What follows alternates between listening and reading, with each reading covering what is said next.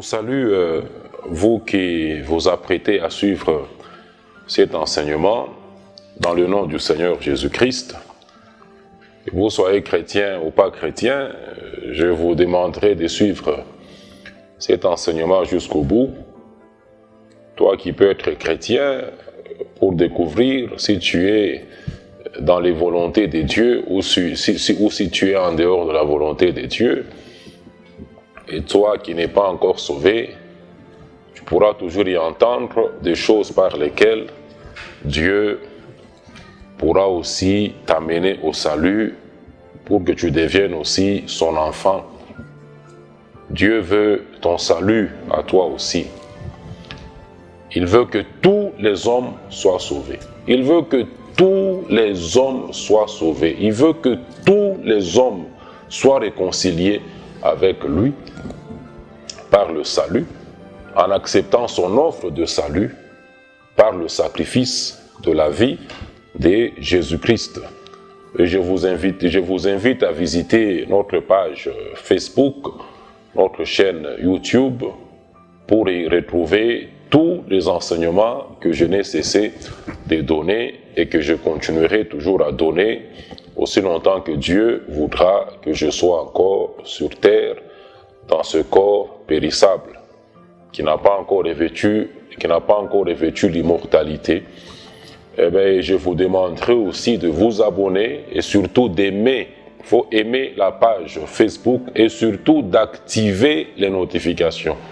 Aimez et activez les notifications et suivez régulièrement ces enseignements. Comme je l'ai dit dernièrement, si vous êtes un enfant de Dieu, véritable, un vrai, c'est-à-dire en qui le Saint-Esprit réside, vous comprendrez toutes choses. Vous n'avez pas besoin de ma présence physique pour comprendre ces choses. De la même façon que moi, je n'ai pas besoin que Paul soit ici présentement, ni Pierre, ni Jacques, pour m'enseigner ce qu'ils ont eu, ce qu'ils ont écrit. C'est lui qui leur a enseigné, il est le même qui demeure en moi présentement et me fait comprendre toutes choses. Aimez la page Facebook, activez les notifications et suivez régulièrement les enseignements. Et surtout, the most important thing, la chose la plus importante, c'est de pratiquer la parole de Dieu. De faire ce que la parole de Dieu vous dit.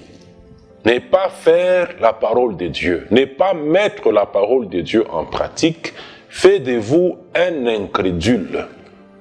Quelqu'un qui ne se laisse pas convaincre par la parole de Dieu, qui devant la parole de Dieu, qui refuse la parole de Dieu, qui rejette la parole de Dieu, qui continue dans ce qui n'est pas conforme à la parole de Dieu.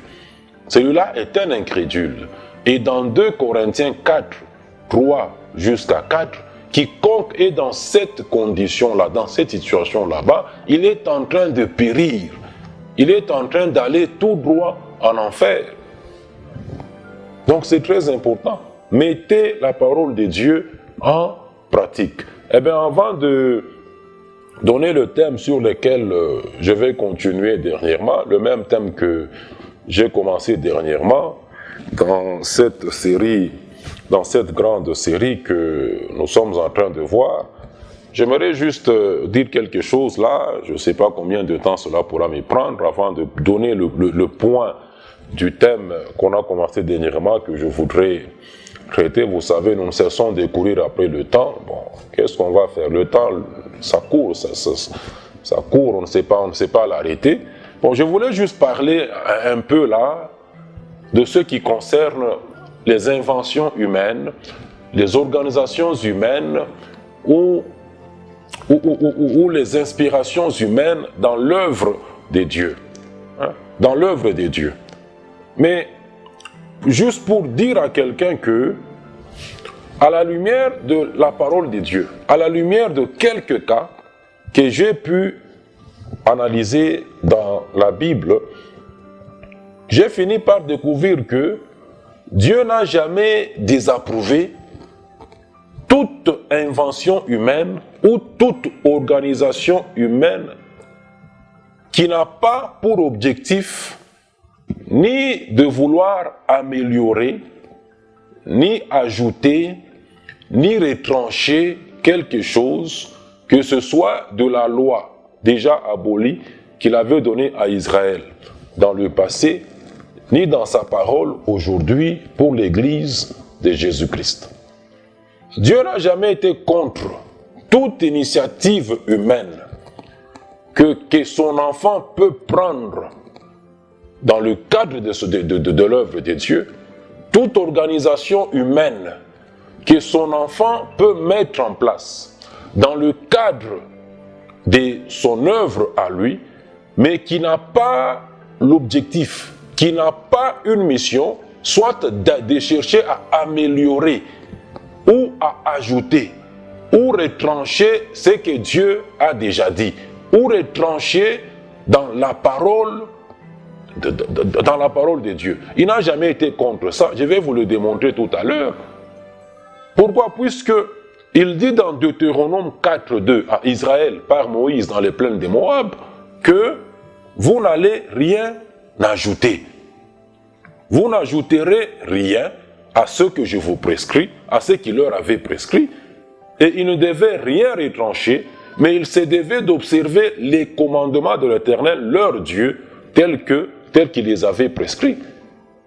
Et aujourd'hui, dans cette période de la grâce, dans Jude 1.3, on nous fait voir aussi que la foi, qui est la doctrine de Christ pour son Église, nous a été transmise une fois pour toutes. Il n'y a rien à ajouter, il n'y a rien à retrancher. Toute organisation humaine dans l'œuvre de Dieu, toute invention humaine dans l'œuvre de Dieu, qui n'a pas mandat de chercher à améliorer ou faire une mise à jour, qui n'a pas mandat d'ajouter, qui n'a pas mandat de retrancher à ce que Dieu a déjà dit, Dieu n'a jamais désapprouvé ça. Dieu n'a jamais désapprouvé ça. Je vais juste prendre un exemple au lieu d'en prendre deux, comme on sait de courir après le temps. Je vous donne l'exemple des synagogues. Les synagogues en Israël.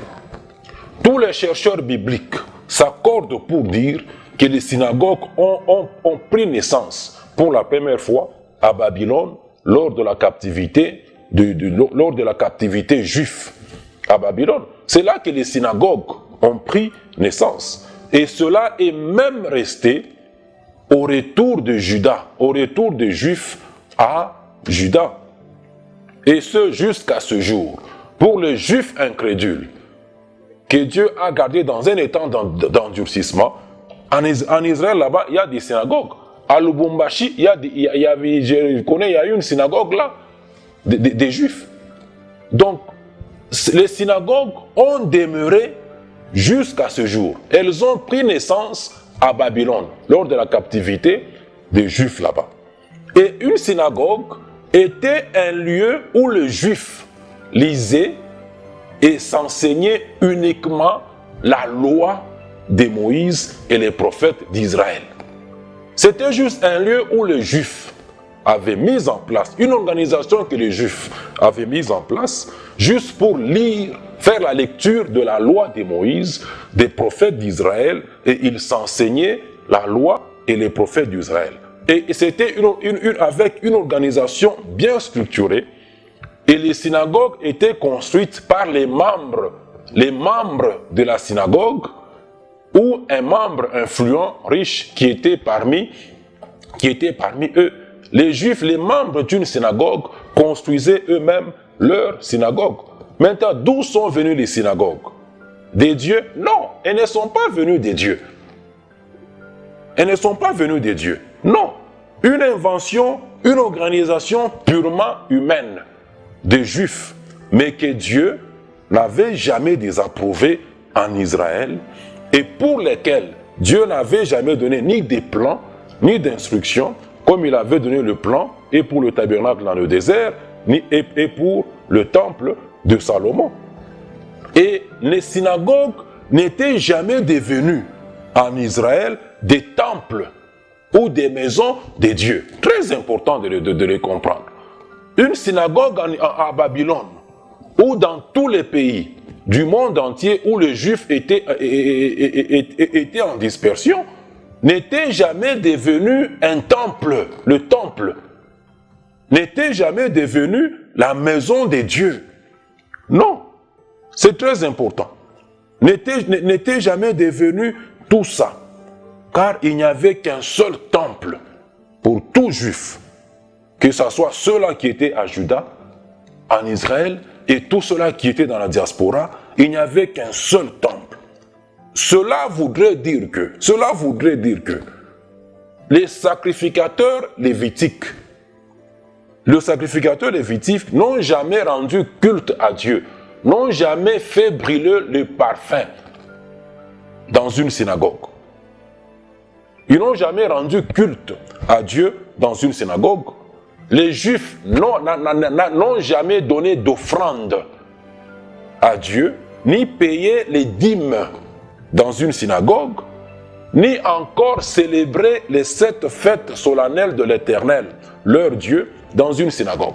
Toutes ces activités, la sacrificature, les offrandes, les dîmes, la célébration des 7 fêtes que Dieu avait prescrites dans sa loi, les Juifs les célébraient à Jérusalem, au temple de Salomon. Jamais dans une synagogue. Les synagogues n'ont jamais eu pour mission, pour objectif, de devenir des temples. Non, ils n'ont jamais fait ça. Toutes ces activités se faisaient où ça? À Jérusalem. Ainsi, vous pouvez très bien voir que les synagogues en Israël n'ont jamais ajouté, ni retranché même un iota de la loi de Dieu pour Israël. Elles n'ont jamais modifié, elles n'ont jamais cherché à améliorer la loi que Dieu leur avait donnée. Des inventions purement humaines, des organisations purement humaines que les Juifs ont mises en place juste pour lire la loi de leur Dieu, les prophètes, et s'enseigner la loi et les prophètes, avec une organisation bien structurée. Les Juifs n'ont jamais donné d'offrande, n'ont jamais payé des dîmes, les sacrificateurs lévitiques n'ont jamais rendu culte à Dieu dans une synagogue. Toutes ces activités se faisaient au temple à Jérusalem. Tout ça se faisait au temple à Jérusalem. Ce qui n'est pas le cas aujourd'hui dans la chrétienté. Ce qui est loin d'être le cas aujourd'hui dans la chrétienté. Et je me suis posé aussi cette question de savoir, mais avant les synagogues, avant que les synagogues ne naissent, lors de la captivité en Israël, comment est-ce que les Juifs s'enseignaient la loi de leur Dieu et les prophètes? Comment, avant la déportation, depuis qu'ils étaient installés à Canaan, jusqu'à la naissance des synagogues à Babylone, comment est-ce qu'ils apprenaient la loi de leur Dieu et les prophètes? La réponse, vous l'avez dans Deutéronome, chapitre 6, verset 7. Vous pouvez commencer à partir du verset 5, mais au verset 7, qu'est-ce que Dieu dit par Moïse aux Juifs? Et ces commandements que je te donne aujourd'hui seront dans ton cœur. Tu les inculqueras à tes enfants et tu en parleras quand tu seras dans ta maison, quand tu iras en voyage, quand tu te coucheras et quand tu te lèveras. Chaque Juif avait la responsabilité, selon Deutéronome 6, versets 6 et 7, d'enseigner la loi, d'enseigner les commandements de Dieu aux gens de sa maison. Aux gens de sa maison. Il le dit même d'Abraham dans Genèse chapitre 18, verset 19. Verset 17, 18, 19. Vous comprendrez, vous comprenez ça quand vous lisez ça. Chaque Juif avait la responsabilité d'enseigner ceux qui étaient dans sa maison la loi de leur Dieu, les commandements de leur Dieu, et puis ils allaient à Jérusalem, au temple, pour les autres activités qui avaient trait au temple. Chaque parent juif avait cette responsabilité-là d'enseigner ceux de sa maison. Malheureusement, les chrétiens aujourd'hui, par ignorance, ont imité ce modèle en créant des familles chrétiennes, en embarquant les enfants dans les aventures chrétiennes sans qu'ils ne soient sauvés, sans que les enfants soient sauvés. On fait réciter la prière de notre Père aux enfants sans que Dieu soit leur Père. sans que Dieu soit leur Père, oubliant qu'on devient enfant de Dieu par le salut, et que l'Église de Jésus-Christ n'est ni subdivisée, ni en départements, comme les chrétiens ont organisé leurs affaires aujourd'hui. Et dans le monde entier aujourd'hui, les chrétiens ont lamentablement échoué avec leurs organisations humaines, les dénominations, les communautés, qui, contrairement aux synagogues juifs, ont sorti les chrétiens des volontés de Dieu. Et ce qui devrait être dans le monde entier aujourd'hui, comme des synagogues en Israël, ce qui devrait être des lieux où les 5 dons d'Éphésiens 4:11 que Christ donne à son Église, où ils devraient exercer leur ministère, qui est au verset 12 d'Éphésiens 4, celui de perfectionner les saints en vue de l'œuvre du service que les saints sont appelés à rendre, ont été confondus à l'Église. Et ça ne passe pas avec Dieu. Il désapprouve toutes ces inventions chrétiennes aujourd'hui. Voilà pourquoi les chrétiens ne comprennent rien de la vérité de l'Église de Jésus-Christ. Rien de la sacrificature actuelle des croyants, membres de l'Église de Jésus-Christ. Ils ne comprennent rien de l'ancienne alliance déjà abolie, ni de la nouvelle alliance à venir pour Israël, pour les Juifs croyants. Ils ne comprennent absolument rien. Les organisations chrétiennes, les organisations humaines chrétiennes que les chrétiens ont mises sur pied dans le monde entier ont été de loin différentes de l'organisation des synagogues des Juifs. Des lieux qui devaient être là juste pour enseigner, pour perfectionner les saints en vue de l'œuvre du service, du ministère qu'ils doivent rendre à leur Dieu, ont été confondus à l'Église. Ont été confondus à l'Église. Les Juifs n'ont jamais confondu une synagogue au temple de Dieu. Quand le Juif allait à la synagogue pour y être enseigné, il disait « je vais à la synagogue ». Jésus est entré dans les synagogues. Les apôtres, les premiers apôtres sont allés dans les synagogues. C'est par là qu'ils commençaient leur voyage missionnaire. Les synagogues n'ont jamais été confondues au temple de Dieu, ne sont jamais devenues le temple de Dieu, ne sont jamais devenues des lieux où la sacrificature s'exerçait, où les activités que Dieu avait prescrites, qui devaient se faire au temple, s'exerçaient. Dieu n'a jamais désapprouvé les synagogues. Mais regardez les organisations des chrétiens aujourd'hui dans le monde entier, qui ont contredit. On confond les bâtiments aujourd'hui à des églises. On a mis les dénominations sur place. Les interdénominations sur place. Les églises locales non bibliques sur place. On construit des bâtiments où on dit adorer.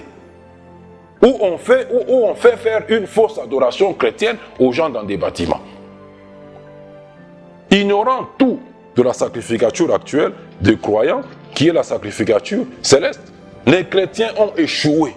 Même là où Israël n'avait pas échoué dans le passé, et le plus grand péché des chrétiens aujourd'hui n'a pas été de mettre des organisations humaines sur pied, mais ça a été de les mettre, mais qui ont contredit, des organisations qui ont contredit la doctrine de Christ pour son Église.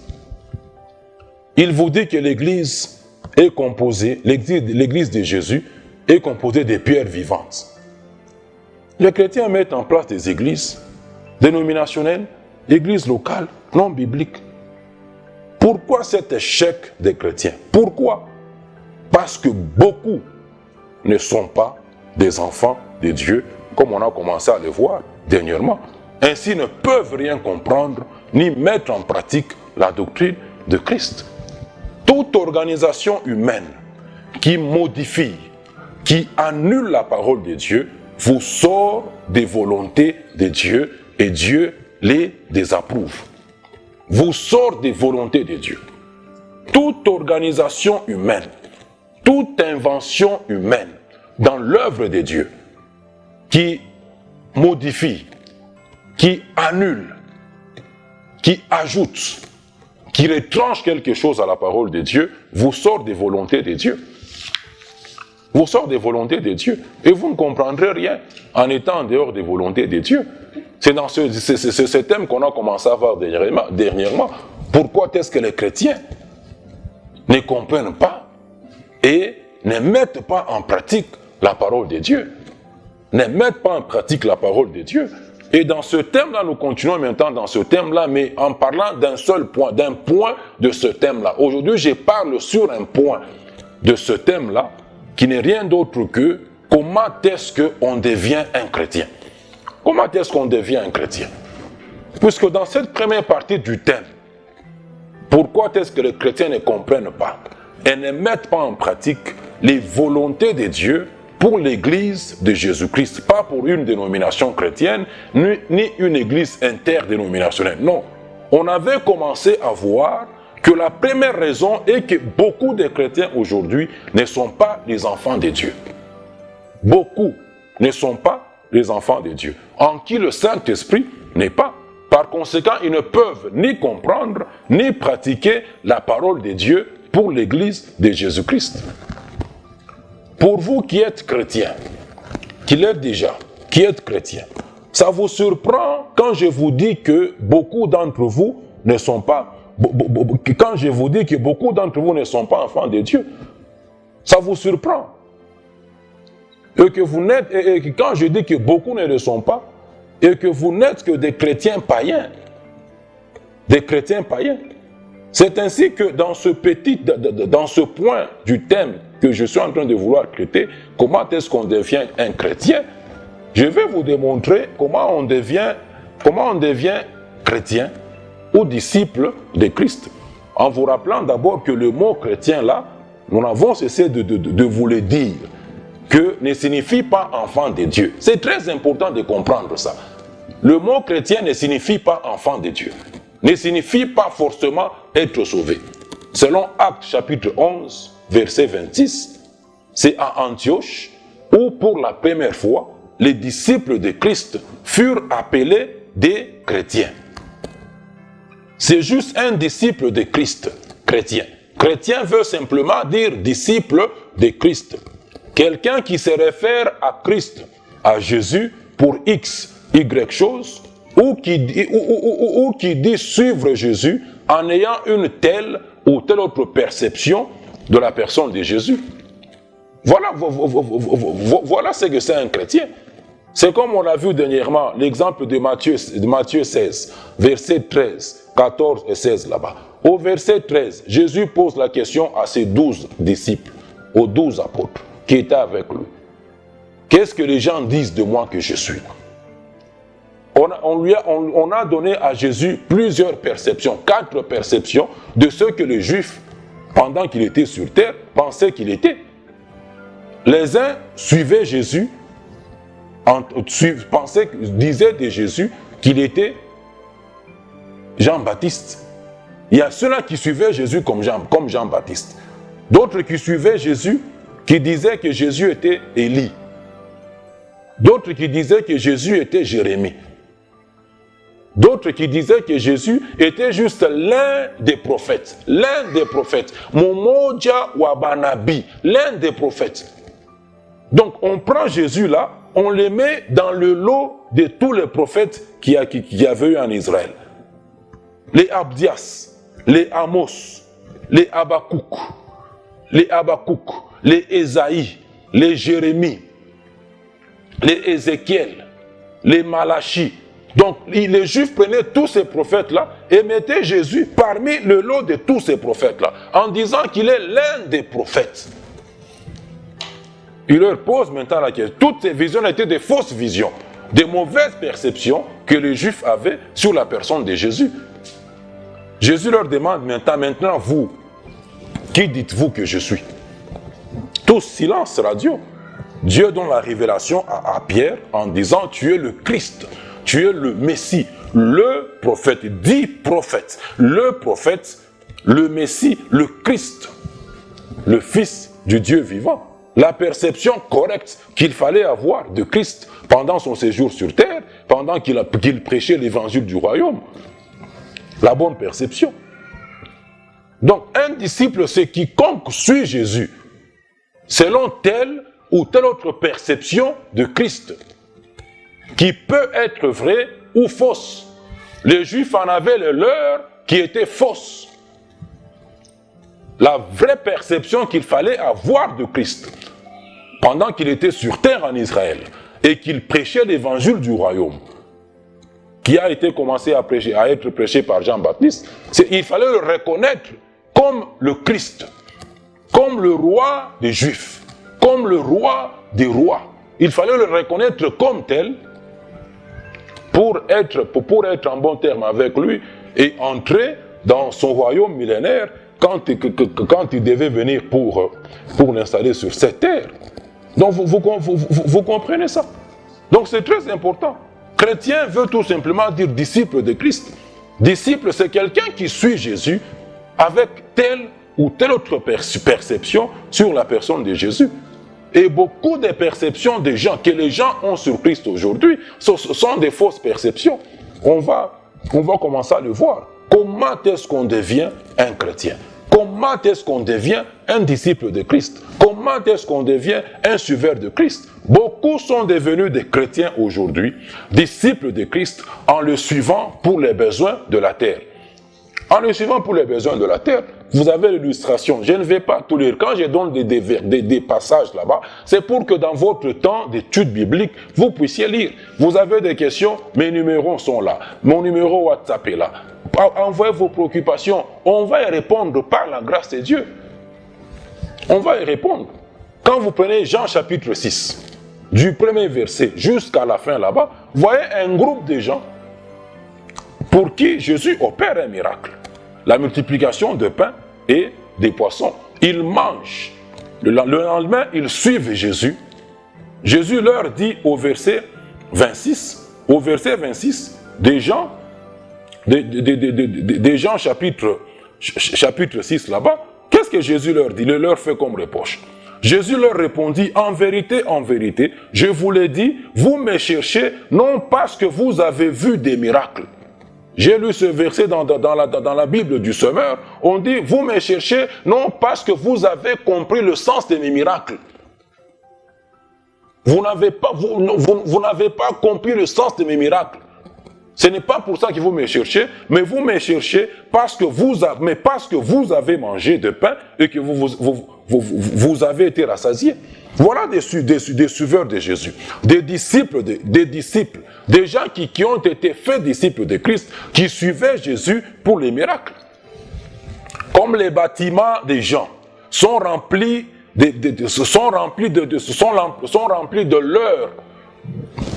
leurs prophètes dénominationnels, qui sont en train de suivre des miracles, qui sont en train de suivre les biens de cette terre.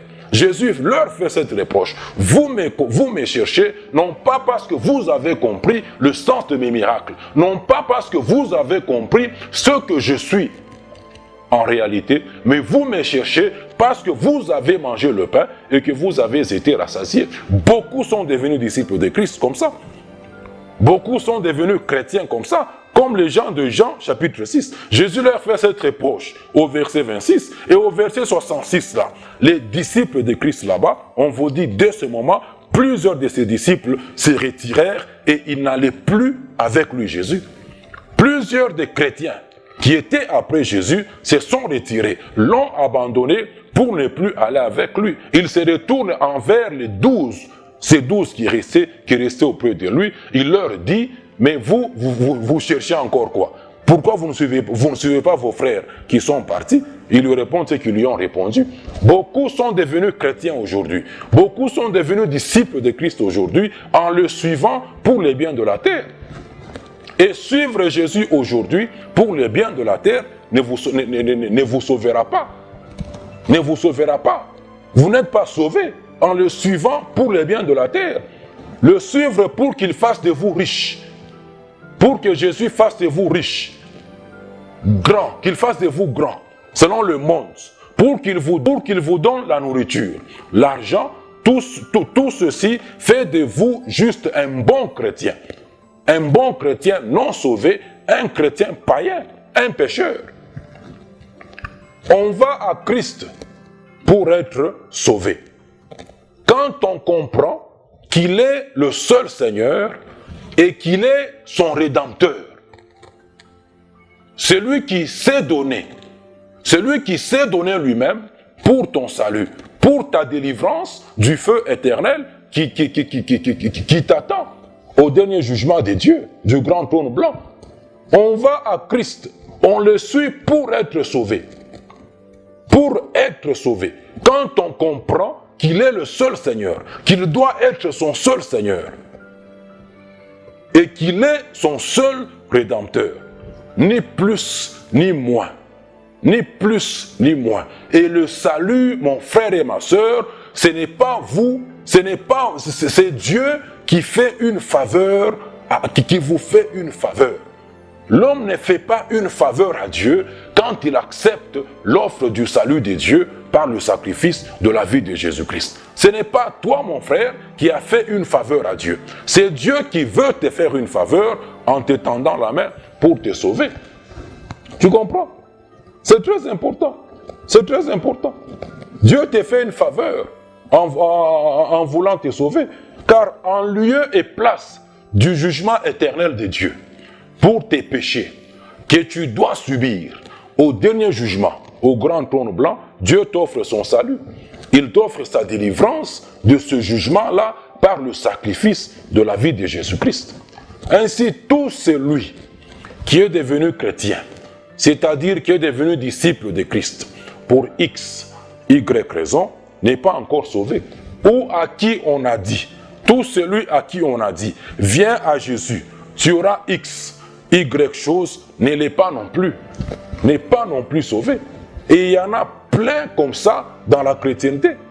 Il y en a plein comme ça dans la chrétienté. Des gens à qui on promet des choses. En disant, venez à Jésus, vous aurez ceci, vous aurez cela. Accepte l'offre du salut de Dieu, tu deviendras ceci, tu deviendras cela. Tu deviendras grand, tu deviendras riche, selon le monde. Beaucoup dans la chrétienté comme ça, j'aimerais vous dire, mon frère et ma soeur, vous êtes devenus chrétiens, vous êtes suiveurs de Christ, mais avec une mauvaise perception.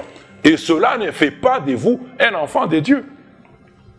Et le salut, c'est pas cette histoire-là de dire, accepte d'abord le salut, les autres choses après. Non.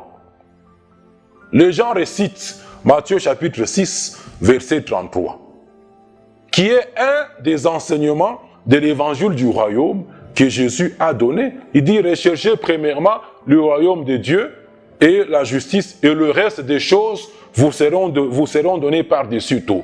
On prend ça, on dit, accepte d'abord le salut, et puis Dieu résoudra ton problème là-bas. Non, non, non, non, non, mon frère. Ça, c'est un enseignement de l'évangile du royaume que Jésus est en train de donner. Cet évangile-là qui est résumé dans 3 chapitres, à savoir de Matthieu chapitre 5 jusqu'à Matthieu chapitre 7. Et les membres de l'église de Jésus-Christ aujourd'hui ne cherchent pas le royaume de Dieu, ne sont pas en train de chercher le royaume de Dieu. Ils sont en train d'attendre l'enlèvement de l'église de Jésus-Christ pour être délivrés de la colère à venir de Dieu sur terre qui aura lieu pendant la grande tribulation. 1 Thessaloniciens chapitre 1 verset 10. Moi je ne cherche pas le royaume de Dieu, je suis en train d'attendre l'enlèvement de l'église. Les enfants de Dieu, membres de son église, ne sont pas en train de chercher le royaume de Dieu. Ils sont en train d'attendre l'enlèvement de l'église. L'enlèvement de l'église. Le problème de comprendre les dispensations. Le problème de comprendre le changement des dispositions. Dès que Jésus avait mis ses pieds sur cette terre, dès que Jean-Baptiste avait mis ses pieds sur terre, les dispensations, les dispositions, la façon dont Dieu traitait avec les gens avait complètement changé. Les périodes avaient complètement changé avec l'arrivée de Jean-Baptiste sur terre. Luc chapitre 16, verset 16. Qu'est-ce qui est écrit? La loi et les prophètes ont subsisté jusqu'à Jean. Vous comprenez? L'ancienne alliance, la loi que Dieu avait donnée aux Juifs, avait subsisté jusqu'à Jean. Et depuis lors, le royaume de Dieu est annoncé. Vous comprenez ce que je dis là? Et Jean-Baptiste et Jésus sur terre avaient enseigné l'évangile du royaume. Pas l'évangile de la grâce que les premiers apôtres et moi, nous sommes en train d'enseigner dans cette période de la grâce. La loi et les prophètes, l'Ancien Testament, l'Ancienne Alliance, la loi de Moïse avaient subsisté jusqu'à Jean-Baptiste. Depuis lors, dès l'arrivée de Jean-Baptiste sur terre, le royaume de Dieu était annoncé et chacun devait user de violence pour y entrer. Les dispensations avaient changé avec l'arrivée de Jean-Baptiste. Il fallait maintenant reconnaître Christ. Lui, il est venu préparer le chemin au Messie. Il n'était pas le Messie, il est venu préparer le chemin au Messie. Et il est élu le prophète qui devait venir. Que le prophète Malachi avait prophétisé sur Israël. C'est Jean-Baptiste qui est élu le prophète qui devait venir. Jésus lui-même le dit. Toi, mon frère, tu es en train de faire un homme. Tu dis qu'un homme là-bas, Jean-Baptiste, c'est élu le prophète. Jésus te dit, Matthieu chapitre 11, verset 13, il te le dit encore, car tous les prophètes et la loi ont prophétisé jusqu'à Jean. Verset 14 là, mon frère. Et si vous voulez le comprendre, c'est lui qui est Élie qui devait venir, noir sur blanc dans les Écritures. C'est lui, Jean-Baptiste, qui est élu le prophète, dont le prophète Malachi a prophétisé, qui devait venir. Même ça, vous ne voulez pas comprendre. C'est ça l'incrédulité. C'est ça l'incrédulité dans laquelle les chrétiens sont. Dès que Jean-Baptiste avait mis ses pieds sur terre, les dispositions avaient changé. Les dispensations avaient changé. L'évangile du royaume était annoncé. Et pour entrer dans ce royaume-là, dans ce royaume de Dieu, il fallait naître de nouveau. Dès que Jean-Baptiste a mis ses pieds sur terre, Israël sur terre avait cessé d'être le peuple de Dieu. Tout Israël avait cessé d'être le peuple de Dieu sur terre. Pour devenir juif, membre du peuple de Dieu, il fallait maintenant reconnaître Christ comme le Messie. Il fallait avoir la bonne perception sur la personne de Jésus. Il fallait naître de nouveau. C'est ce que Jésus dit à Nicodème dans Jean chapitre 3. Prenez les références, lisez les références. Jean chapitre 3, verset 3. Jésus répond à Nicodème en lui disant, en vérité, je te le dis, si un homme n'est né de nouveau, il ne peut voir le royaume de Dieu. Il ne peut entrer dans le royaume de Dieu qui était maintenant prêché avec le Jean-Baptiste comme précurseur et avec le Seigneur Jésus lui-même. Je vous l'ai dit dernièrement, Jésus n'a jamais enseigné, pendant qu'il était sur terre, même un petit enseignement sur l'église. Il a juste annoncé son programme d'église, dans Matthieu 16, 18. Ce sont les apôtres par qui Jésus a donné des enseignements sur son église. Il fallait maintenant naître de nouveau. La nouvelle naissance qui s'est produite par le salut et qui a commencé à avoir lieu après la mort de Jésus-Christ à la croix et plus précisément le jour de la Pentecôte à Jérusalem, d'Actes chapitre 2. Et avec le changement des dispensations sur terre, les bénédictions de Dieu ne consistaient plus dans les biens matériels. Ne consistait plus dans les biens matériels que Jésus n'a d'ailleurs jamais donné en abondance à personne, si ce n'est pour satisfaire ses besoins sur terre, et cela par le travail. Cela par le travail. Et Jésus ne l'a même pas fait. Jésus n'a même pas donné les biens matériels en abondance, annexé à sa famille restreinte. Quand j'ai compris ça, ça a changé les histoires dans ma tête. J'ai encore compris davantage ce que j'avais toujours compris, et je comprends encore davantage comment est-ce que chrétiens, vous êtes dans des histoires. Jésus n'a jamais enrichi matériellement ni financièrement sa famille restreinte selon la chair. Il ne l'a jamais fait. Pour dire que la naissance de Jésus, sous le toit de Marie et de Joseph, ne les avait jamais enrichis. Joseph est demeuré charpentier toute sa vie. Il est resté charpentier toute sa vie. Et il avait juste assez pour répondre aux besoins de sa famille et même de Jésus qui était encore sous son toit. Quand vous prenez Luc chapitre 2, versets 22 et 24, Vous prenez Lévitique chapitre 12, verset 1 jusqu'au verset 8. Vous comprendrez que après le jour de la purification de la femme, de Marie, qui venait d'accoucher, selon les dispositions que Dieu leur avait données dans la loi, après ce jour-là, ils devaient se présenter au temple de Salomon pour la purification. Et Dieu avait donné une offrande pour cette circonstance là-bas. Dans Lévitique chapitre 12 là-bas, on vous montre que la femme devait se présenter avec un agneau d'1 an et d'un pigeon ou d'une tourterelle. Mais qu'est-ce que Dieu dit dans sa bonté au verset au verset 7 là, au verset 8 là-bas? Il dit que si elle n'a pas de quoi se procurer un agneau, elle prendra 2 tourterelles ou 2 jeunes pigeons. Et quand Marie va au temple dans Luc 2, 22-24, elle ne va pas avec un agneau d'1 an. Elle va avec 2 tourterelles et 2 pigeons. Elle n'avait pas de quoi payer l'agneau d'1 an. Joseph n'avait pas d'argent pour payer un agneau. Il en avait juste assez pour répondre à ses besoins. Et c'est combien de temps après la naissance de Jésus? Plus d'1 mois et demi après la naissance de Jésus. Jésus n'a jamais enrichi matériellement, ni Joseph, ni Marie. Ni Marie. Les dispensations avaient déjà changé. Les bénédictions de Dieu, qui viennent avec la nouvelle naissance, sont toutes spirituelles. Éphésiens 1, verset 3. Alors pourquoi vous vous trompez, mon frère chrétien, et vous trompez les gens en leur parlant de Jésus, donateur des biens terrestres, de Jésus, faiseur des riches, faiseur des grands, selon le monde? Pourquoi vous trompez les gens? Pourquoi vous trompez les gens? Pourquoi vous vous séduisez vous-même en faisant des courses, en faisant des rallyes après les richesses de ce monde? Beaucoup sont devenus des chrétiens, sont devenus des disciples à qui l'on a promis mondes et merveilles sur cette terre.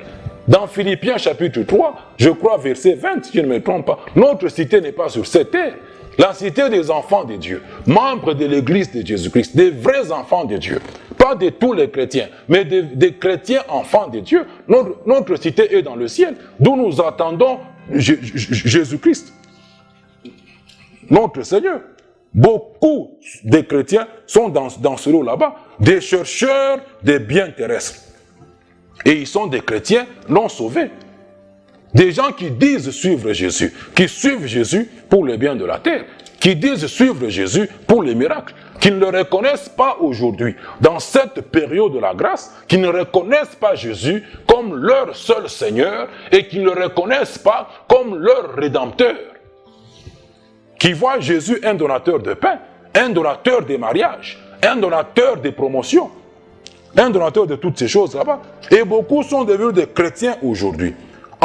Beaucoup sont aussi devenus des chrétiens aujourd'hui en suivant Jésus selon X, Y perception de sa personne. Comme on l'a vu dans Matthieu chapitre 16, verset 14 là-bas, les perceptions que les Juifs avaient de Jésus-Christ. Beaucoup sont devenus chrétiens aujourd'hui et sont en train de suivre Jésus en ayant telle ou telle autre perception sur la personne de Jésus. Et beaucoup dans des structures et des enseignements qui ne sont pas de Christ. Suivant dans des structures et des enseignements qui ne sont pas de Christ. Ils se sont fait leurs propres enseignements et leurs propres structures qui ont contredit la parole de Dieu, comme je venais de vous le dire dans l'introduction de ce message. Et c'est ainsi que vous avez plusieurs dénominations chrétiennes aujourd'hui sur terrain. Plusieurs dénominations chrétiennes, dont les principales sont les protestants, les catholiques, les orthodoxes, les anglicans, les adventistes du 7e jour, les mormons, les témoins de Jéhovah, les interdénominationnels et les indépendants. Vous avez plusieurs perceptions, plusieurs tendances dans la chrétienté aujourd'hui. Et quand vous les sondez, vous trouvez des différences au niveau des doctrines. Ils ont plusieurs doctrines. Alors que Jésus, pour sa seule église, il ne nous a donné qu'une seule doctrine. Ils ont plusieurs doctrines. Ils ont différentes croyances sur X, Y choses. Il y a certains points de convergence et d'autres points de divergence dans toutes ces dénominations chrétiennes.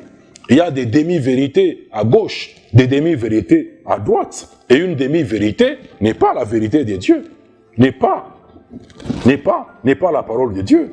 Et il y a beaucoup d'incompréhension aujourd'hui parmi tous ces chrétiens dénominationnels et interdénominationnels. Il y a beaucoup d'incompréhension aujourd'hui sur l'Église de Jésus-Christ.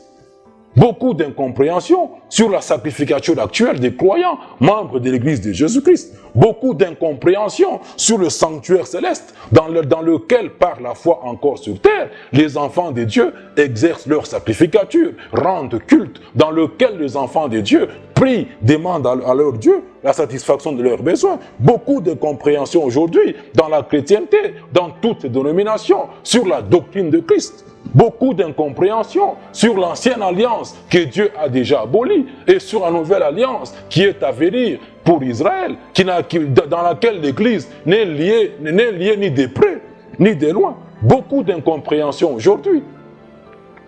Beaucoup d'incompréhension dans la chrétienté aujourd'hui sur tous ces aspects doctrinaux.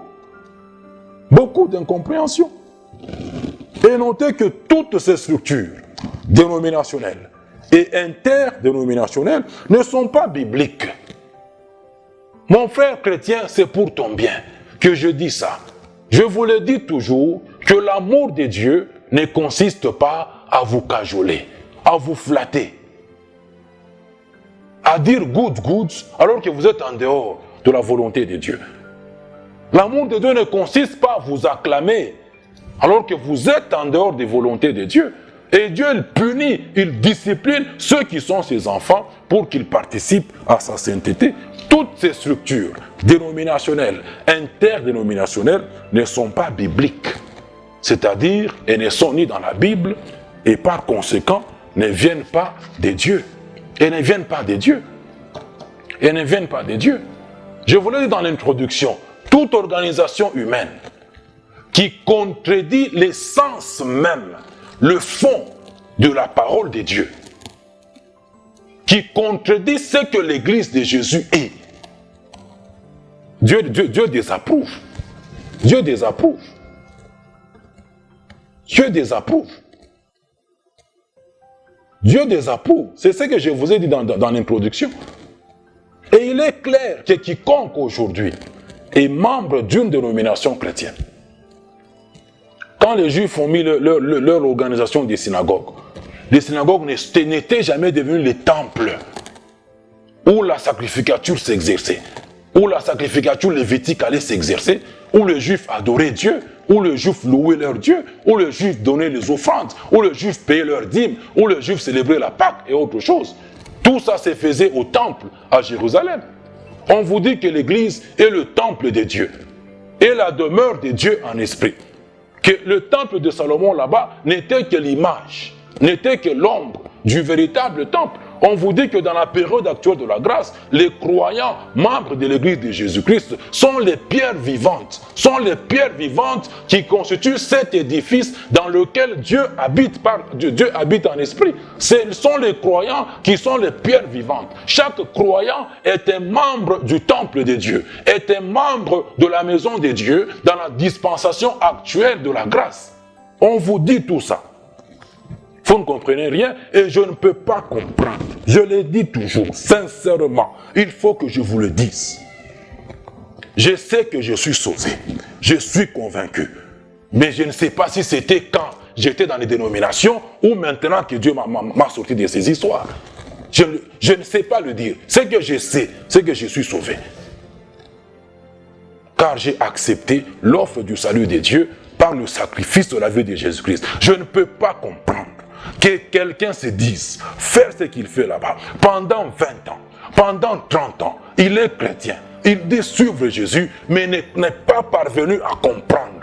Il s'est dit enfant de Dieu, mais il n'est pas parvenu à comprendre l'essence de l'Église de Jésus-Christ. Il n'est pas parvenu à comprendre les réalités du sanctuaire céleste que c'est déjà fini avec les temples terrestres, avec les temples faits de mains d'hommes. Il n'est pas parvenu à comprendre la sacrificature de Christ, qui est selon l'ordre de Melchisédek. Il n'est pas parvenu à comprendre tout ça, la doctrine de Christ, mais il est là.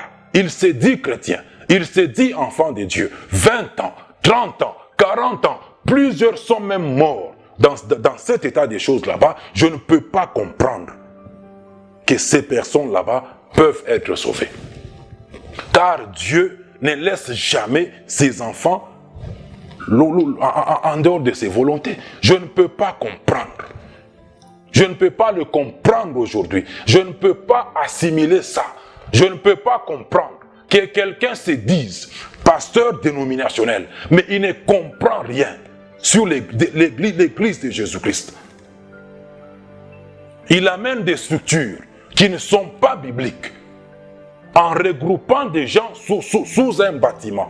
Il appelle le bâtiment église. Je ne peux pas comprendre ça. On amène les inventions églises locales qui ne sont ni bibliques, nulle part, qui contredisent l'essence, le fond même de la doctrine de Christ. Je ne peux pas comprendre qu'un tel homme soit sauvé. Je ne peux pas comprendre ça. C'est inconcevable. Quiconque est membre d'une dénomination chrétienne ou d'une interdénomination, où il est interdénominationnel, est en dehors des volontés de Dieu concernant son Église. Car cette seule Église de Jésus n'est pas subdivisée, ni en dénomination chrétienne, ni interdénomination, ni en Église locale non biblique. Et beaucoup de chrétiens, beaucoup de gens ont été faits des chrétiens à partir des structures non bibliques. À partir des gens qui sont en dehors des volontés de Dieu sur son Église. Avec qui Dieu ne travaille pas. Dieu ne travaille avec personne qui est en dehors de ses volontés. Et beaucoup de gens ont été faits des chrétiens à partir des gens qui sont dans des structures, qui sont en dehors des volontés de Dieu, avec qui Dieu ne travaille pas. Éphésiens chapitre 1, verset 11. Il opère toutes choses selon le conseil de sa volonté. Là où on n'est pas dans ses volontés, Dieu n'opère rien. Dieu n'agit pas. Dieu n'accompagne personne.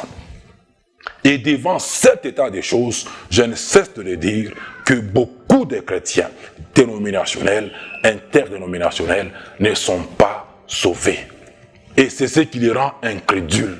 C'est ce qui les rend des incrédules devant la doctrine de Christ pour son Église. Des gens qui n'acceptent pas de se laisser convaincre par la simplicité de la doctrine de Christ. Car 2 Timothée 3, 16, c'est l'écriture qui est inspirée de Dieu, est-il pour vous enseigner et vous convaincre en toutes choses. Les gens ne se laissent pas convaincre par la simplicité de la parole de Dieu.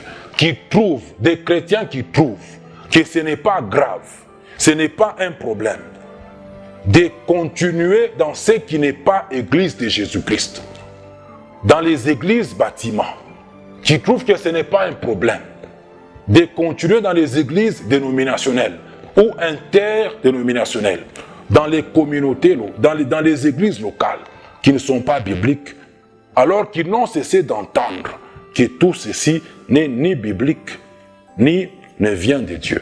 Et c'est très dangereux de refuser. Quand on refuse, on laisse de côté la parole de Dieu, la doctrine de Christ pour son Église et suivre ce qui n'est ni de Dieu, ni biblique. Ceci établit clairement que vous êtes un incrédule, un chrétien incrédule, un chrétien non sauvé qui est en train de périr, qui est en train d'aller en enfer. Je n'ai cessé de le dire, si les choses continuent comme ça, beaucoup de chrétiens aujourd'hui vont accompagner Satan en enfer, au tribunal du grand trône blanc. Dieu ne convainc que par la parole. je vais terminer par là, en disant que, et moi, depuis le jour que Dieu a commencé à illuminer mon entendement par la lumière de sa parole, je l'ai toujours obéi. J'ai toujours suivi ce qu'il m'enseigne dans sa parole. Dieu n'a fait aucun miracle, aucune œuvre de puissance que les chrétiens vous chantez, aucune promotion au travail, aucun don matériel, il ne m'a donné aucune somme d'argent pour que je croie et que j'accepte sa parole.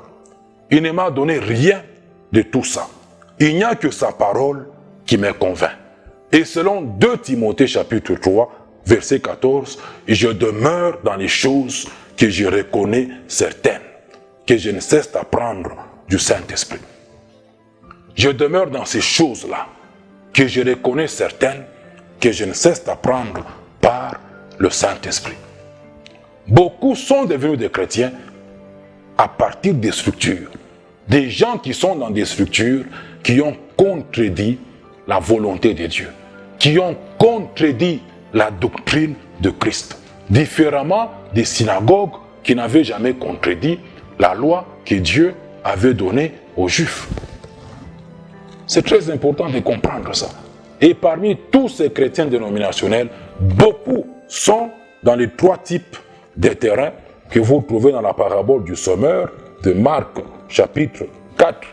On verra encore en profondeur les caractéristiques de ces gens-là dans l'enseignement prochainement. C'est très important.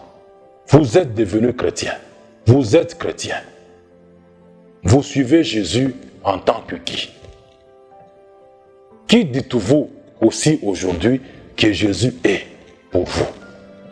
Un donateur de biens? Vous avez une perception de lui qui n'est pas biblique. Vous vous êtes fait des enseignements, des structures qui contredisent la doctrine de Christ. Des structures qui contredisent la doctrine de Christ. Moi, je vous le dis toujours, le centre de formation sur le service dans l'église de Jésus-Christ n'est pas une église chrétienne, n'est pas une branche de l'église chrétienne, mais c'est tout simplement une synagogue. C'est que les synagogues ont été en Israël. Un lieu où vous venez pour être perfectionné, où en tant que don d'apôtre, je perfectionne les saints de Dieu en vue de l'œuvre, du service qu'ils doivent rendre à leur Dieu, où on vous enseigne les vérités sur l'église de Jésus-Christ, où on vous enseigne les vérités sur la sacrificature actuelle des croyants, qui est de la sacrificature de Christ, qui est selon l'ordre de Melchisédek. Et quand il faut exercer la sacrificature, on vous dit là où elle doit s'exercer. On vous apprend à adorer votre Dieu. C'est ce que le centre de formation est. Ce n'est pas une église. Ce n'est pas une église chrétienne. Qui dites-vous que Jésus est? Vous suivez Jésus en tant que qui? Je vais m'arrêter par là. Je vous fixe rendez-vous prochainement si Dieu le veut. Que l'amour de Dieu le Père, la grâce du Seigneur Jésus et la communion du Saint-Esprit demeurent avec les enfants de Dieu. Au nom de Christ Jésus. Amen.